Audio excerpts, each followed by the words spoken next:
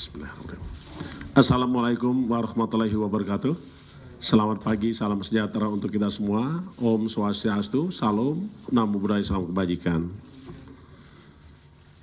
Yang saya hormati yang mewakili Ketua BPK, Pak Nyomanwara, Deputi Penindakan KPK, Bapak Rudi Setiawan, Kepala Biro Humas KPK, dan rekan-rekan wartawan, jurnalis, media cetak maupun elektronik, mainstream, dan segenap rekan-rekan semua yang hari ini hadir membersamai KPK. Pertama-tama tentu kita sampaikan ucapan puji syukur kepada Allah SWT, Tuhan Yang Maha Esa, atas rahmat, hidayah, dan karunia-Nya kita diberikan kesehatan, keselamatan, di dalam wujud pengabdian kita kepada masyarakat bangsa negara. Saya tidak pernah henti-hentinya menyampaikan ucapan apresiasi dan penghargaan kepada semua pihak dan segenap anak bangsa dimanapun berada atas peran andil besar membersamai KPK dalam upaya pemberantasan tindak korupsi sampai pada suatu saat bahwa Indonesia betul-betul bebas dari korupsi. Penghargaan yang sama kami sampaikan juga kepada rekan-rekan media yang telah memberikan andil besar di dalam upaya mencerdaskan kehidupan bangsa sesuai dengan amanat Undang-Undang Dasar Negara Indonesia tahun 1945 yang salah satunya adalah mencerdaskan kehidupan bangsa. Segenap anak bangsa dimanapun berada yang saya hormati, pada pagi hari ini tentu kita semua sudah mengikuti apa kerja-kerja KPK di dalam upaya pemberantasan korupsi. Dari sepanjang jalan kerja KPK, tepatnya kemarin hari Minggu, KPK telah melakukan upaya tindakan tangkap tangan terhadap para pihak yang melakukan tindak pidana korupsi di salah satu kabupaten provinsi di Papua Barat. Kondisi ini tentu kita semua terpanggil dengan penuh rasa keprihatinan. Kenapa saya sampaikan keprihatinan? Karena dari catatan KPK sejak tahun 2008 sampai dengan tahun 2023 telah dilakukan upaya tangkap tangan dan pemberantasan korupsi kepada kepala daerah yang ada di daerah Papua. Setidaknya ada 9 orang. 5 orang tersangka dilakukan penangkapan tahun 2008 sampai dengan tahun 2014.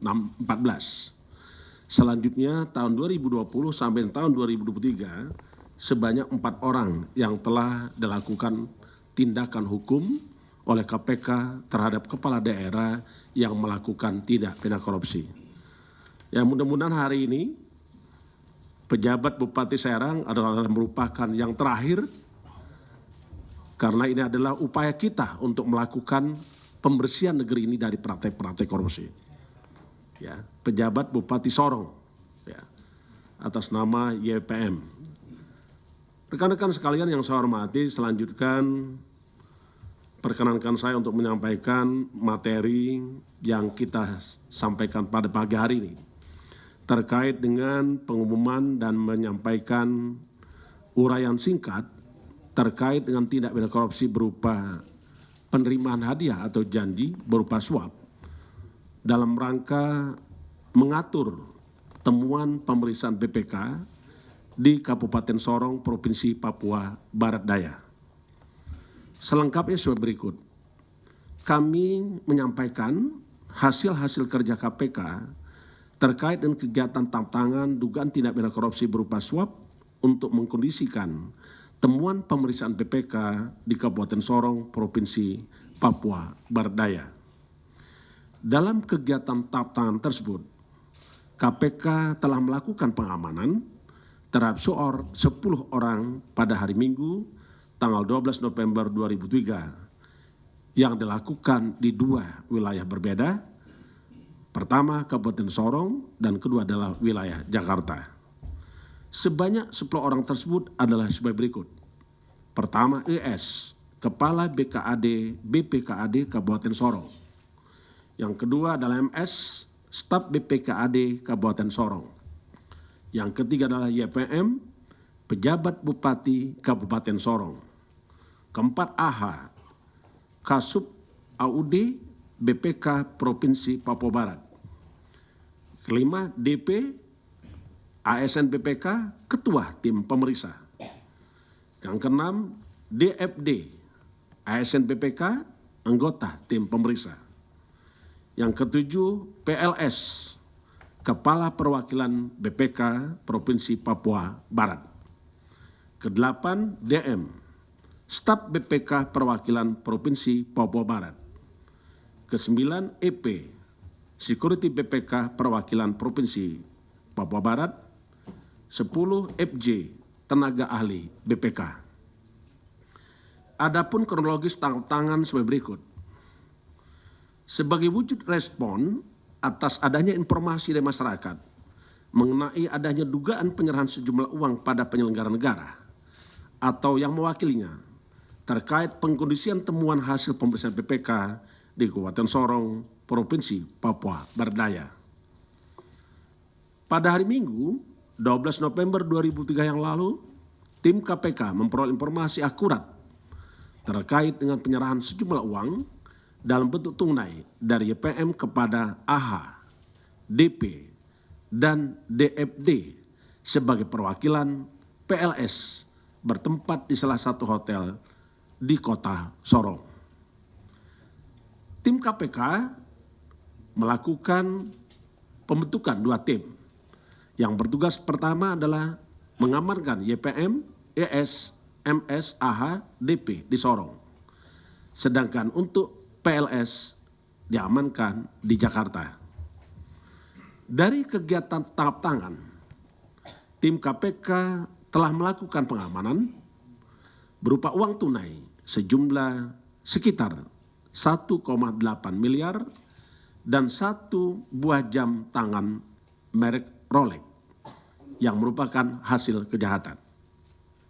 Selanjutnya para pihak yang diamankan beserta barang bukti dibawa ke Gedung Merah Putih KPK untuk dilakukan pemeriksaan lebih lanjut secara intensif. Dengan adanya kepercayaan masyarakat yang melaporkan kepada KPK terkait dengan adanya dugaan tindak korupsi dengan dilengkapi informasi dan bahan yang valid, dipercaya, KPK melakukan pengumpulan tambahan berbagai informasi dan keterangan lanjutan hingga berproses pada tahap penyelidikan dalam upaya menemukan adanya suatu peristiwa pidana untuk mendapatkan bukti permulaan yang cukup guna ditentukan untuk dinaikkan kepada tahap penyidikan. Selanjutnya KPK meningkatkan status perkara tersebut ke tahap penyidikan dengan menetapkan dan mengumumkan para tersangka sebagai berikut. Pertama, YPM, pejabat Bupati Sorong. Yang kedua, ES, Kepala BPKAD Kabupaten Sorong. MS, Staf BPKAD Kabupaten Sorong. 4, PLS sebagai Kepala Perwakilan BPK Provinsi Papua Barat. Kelima, AH, Kasub AUD BPK Provinsi Papua Barat. Keenam, DP, Ketua Tim Pemeriksa. Adapun konstruksi perkara sebagai berikut.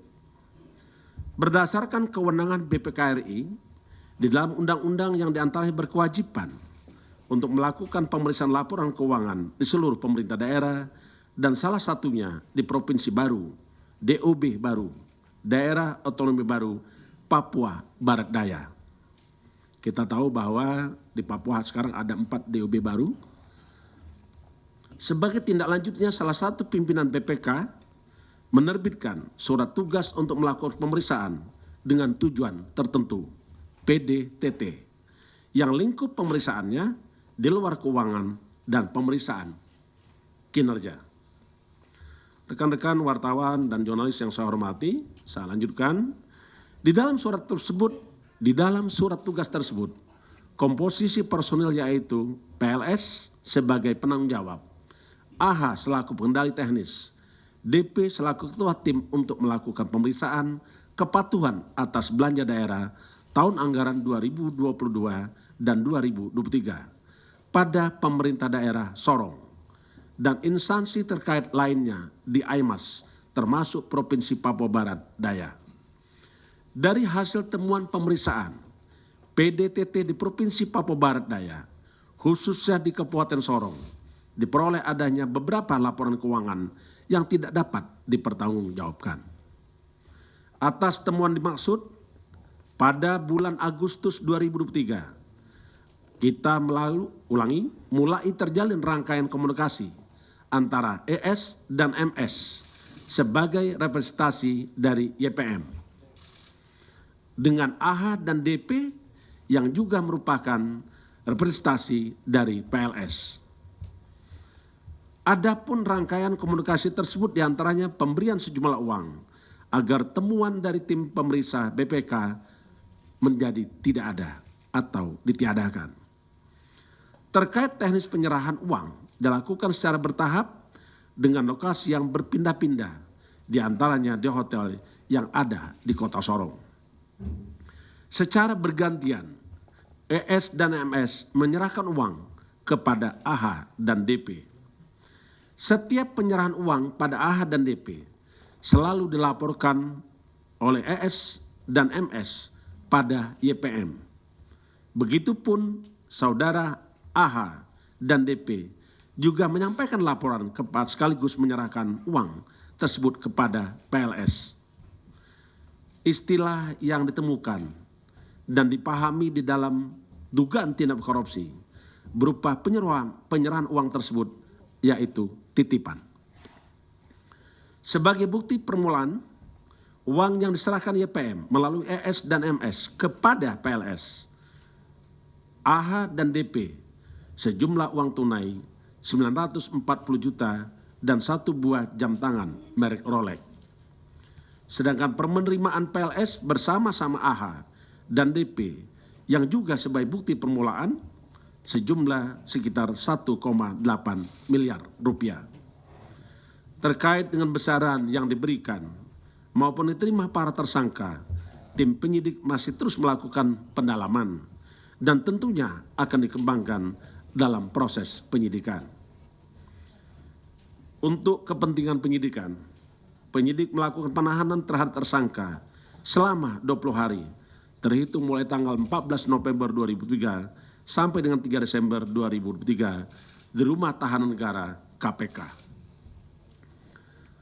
Tersangka YPM, ES, dan MS sebagai pemberi disangkakan melanggar pasal 5 ayat 1, huruf A atau huruf B, atau pasal 13 Undang-Undang 31 tahun 1999 tentang pemberantasan tindak pidana korupsi sebagaimana telah diubah dengan Undang-Undang nomor 20 tahun 2001 tentang perubahan atas Undang-Undang 31 tahun 1999 tentang pemberantasan tindak pidana korupsi yontoh pasal 55 ayat 1 ke 1 Kitab Undang-Undang Hukum Pidana. Sedangkan terhadap saudara PLS, AHA dan DP sebagai pihak penerima disangkakan melanggar pasal 12 huruf A atau B kecil atau pasal 11 Undang-Undang nomor 31 tahun 1999 tentang pemberantasan tindak pidana korupsi sebagaimana telah diubah dengan Undang-Undang nomor 20 tahun 2001 tentang perubahan atas Undang-Undang 31 tahun 1999 tentang pemberantasan tindak pidana korupsi yontoh pasal 55 ayat 1 ke 1 KUHP. Demikian yang kami ingin sampaikan.